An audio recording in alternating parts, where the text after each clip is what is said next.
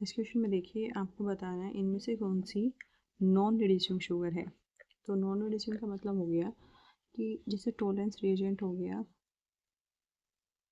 Tolerance reagent हो गया, या फिर फेहिलिंग सॉल्यूशन हो गया,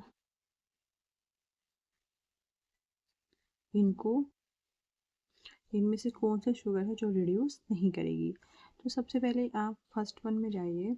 आप इसको ध्यान से देखिए ये क्या है। आप इसको देखोगे तो ये है सुक्रोज। फर्स्ट वाला आपका है सुक्रोज। ये वाली यूनिट आपकी है ग्लूकोज की और ये वाली यूनिट है आपकी फ्रक्टोज की। अब इसमें नंबरिंग कीजिए। नंबरिंग कहाँ से करेंगे देखिए, जिस कार्बन से ऑक्सीजन अटैच है वहाँ से नंबरिंग स्टार्ट करेंगे, राइट। तो यहाँ से करेंगे, ये हो गया 1, ये 2, ये 3, ये 4, ये 5 और ये 6।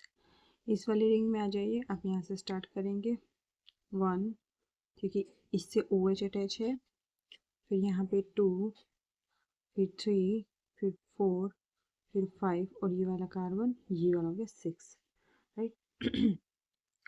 तो अब इसमें क्या आपको देखना है कि क्या ये रिड्यूस करेगी। तो देखिए, जब इस वाले कार्बन पे फोकस कीजिए और इस वाले पे कीजिए और इस वाले पे कीजिए, ठीक है। कैसे देखिए, क्योंकि ये वाले कार्बन जो है ना वो डायरेक्टली ऑक्सीजन से अटैच है और यही बॉन्ड है जो थोड़ा वीक है, राइट, और यही टूट सकता है।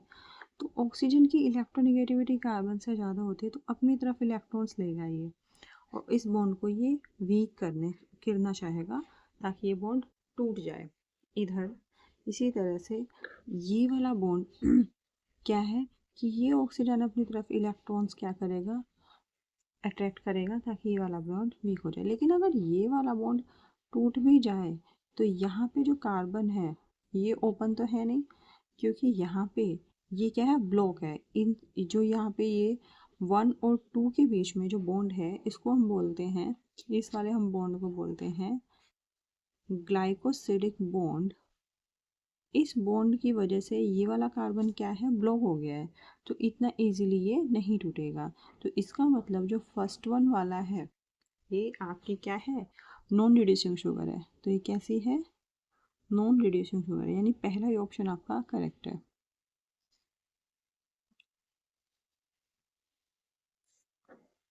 अब आप सेकंड वाले में आ जाइए। सेकंड वाले में आप देखिए, यहाँ पे तो देखिए, यहाँ पे ये वाला कार्बन देखेंगे और ये वाला कार्बन देखेंगे, राइट। तो यहाँ पे ये वाला कार्बन तो ब्लॉक है, लेकिन ये वाला कार्बन क्या है, ये वाला कार्बन आपका साइड में आ गया। आप जब नंबरिंग करेंगे कैसे करेंगे, देखिए यहाँ से करेंगे 1, 2, 3, 4, 5 और ये 6। इस वाले में कहाँ से करेंगे, यहाँ से करेंगे, क्योंकि ऑक्सीजन इधर आ गया। अब 1, 2, 3, 4, 5, 6, तो जो आपकी एक्टिव साइट है वो यहाँ पे है। तो ये वाला कार्बन तो पहले की तरह ब्लॉक है, ठीक है, जो लेफ्ट रिंग वाला है। लेकिन राइट रिंग वाले में क्या है कि H और OH है एक तरफ, तो एक तरफ H और OH है। तो जब ये टूटेगा, जब ये बॉन्ड टूटेगा तो यहाँ पे क्या बनेगा, सिर्फ इस वाली रिंग की बात करती हूँ मैं, इस वाली रिंग की बात करती हूँ। तो ये आप, ये रिंग एज इट इज़ है, यहाँ से सारा पार्ट एज इट इज़ है, राइट। और यहाँ पे आपका आ जाएगा OH, ये H, ये टूटेगा तो ये बन जाएगा OH, ओके। और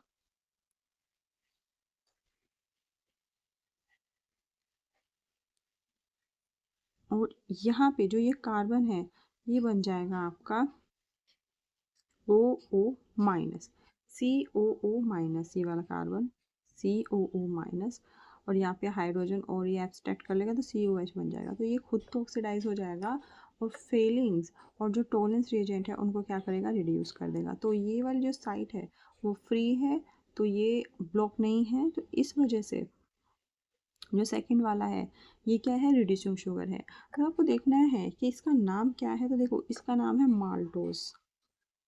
अगर दोनों की दोनों ग्लूकोज यूनिट है तो आपकी शुगर कौन सी होती है, शुगर होती है आपकी माल्टोस। तो ये रिड्यूसिंग है। अब आप आ जाओ थर्ड वन वाले पे। थर्ड वन वाले में फिर से आप नंबरिंग करो, देखो यहाँ से 1 2 3 4 5 6 और यहाँ पे 1, यहाँ से 1 2 3 4 5 6। तो ये वाला जो कार्बन है ये फिर से फ्री मिल गया, तो ये फिर से रिड्यूस कर जाएगा। और देखो फ्री भी है, एक तो फ्री है और यहाँ पे आपका कोई ग्रुप है और एक है H ग्रुप और एक है OH ग्रुप। तो इसको हम क्या बोलते हैं, इसको हम बोलते हैं, इसको हम बोलते हैं हेमी एसिटल ग्रुप। इसको हम बोलते हैं हेमी एसिटल ग्रुप।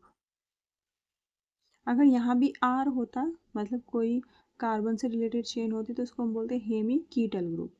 तो सिंस एक हाइड्रोजन है एक OH है, तो इसको बोलते हैं हेमी एसिटल ग्रुप। और हेमी एसिटल ग्रुप क्या करते हैं, क्या करते हैं, खुद ऑक्साइड होते हैं, दूसरे जो कंपाउंड है उसको क्या करते हैं, रिड्यूस करते हैं, यानी टोलेंस और फेलिंग्स रिएजेंट को ये रिड्यूस करेंगे। इसी तरह फोर्थ वाले में देखो, थर्ड वन वाले का अगर मैं नाम बोलूँ तो थर्ड वन वाले का नाम है आपका लैक्टोज। लैक्टोज आपको पता है, लैक्टोज शुगर किस में होता है, मिल्क में होता है। और देखिए ये वाला जो बॉन्ड है ना, ये वाला बॉन्ड आपको बोलता है, इसको बोलते हैं बीटा 1,4 ग्लाइकोसिडिक बॉन्ड।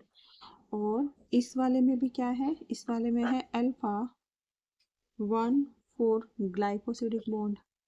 और इसमें भी क्या है, बीटा, आप नंबरिंग करेंगे तो नंबरिंग ऊपर वाले की तरह होगी 1 2 3 4 5 6। और इसमें आप देख लें यहाँ से 1 2 3 4 5 6, इसमें भी क्या है, बीटा 1,4 बॉन्ड है, 1,4 ग्लाइकोसिडिक बॉन्ड। और इसको हम बोलते हैं फोर्थ वन वाले को सेलुबायोस। और इसमें भी दोनों ग्लूकोज यूनिट्स होती हैं, लेकिन जो बॉन्डिंग है वो अलग होती है। ठीक है, तो सिंस ये वाला हेमी एसिटल ग्रुप सब में है, तो ये सारे सेकंड थर्ड एंड फोर्थ तीनों आपको क्या देंगे, तीनों रिड्यूसिंग शुगर हैं। और आपके जो टोलेंस रिएजेंट है, टोलेंस रिएजेंट क्या होता है, टोलेंस रिएजेंट होता है आपका जो एजी पॉजिटिव आयंस होते हैं वो होते हैं इन एक्वस अमोनिया सॉल्यूशन। ठीक है, एजी पॉजिटिव होते हैं इन एक्वस अमोनिया।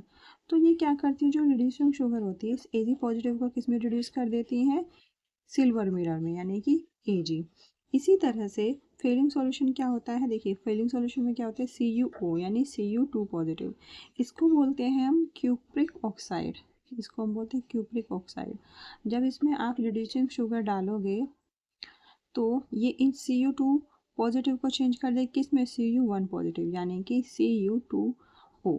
इसका कलर जो होता है ब्लू, और इसका जो कलर होता है, इसका कलर होता है रेड। और इसको हम बोलते हैं क्यूप्रस ऑक्साइड। आई होप आपको ये क्वेश्चन अच्छे से समझ में आ गया हो।